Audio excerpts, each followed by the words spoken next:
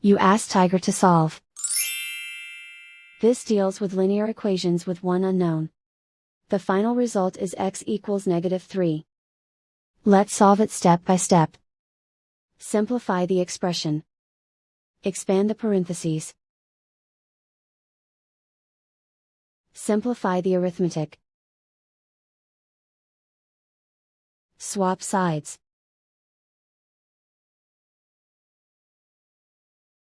Group all constants on the right side of the equation. Subtract 6 from both sides. Simplify the arithmetic.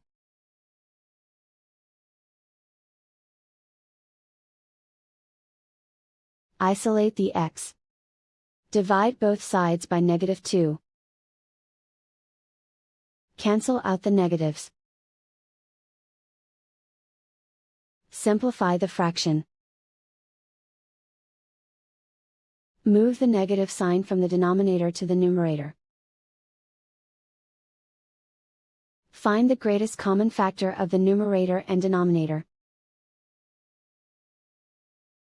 Factor out and cancel the greatest common factor. And so the final result is x equals -3.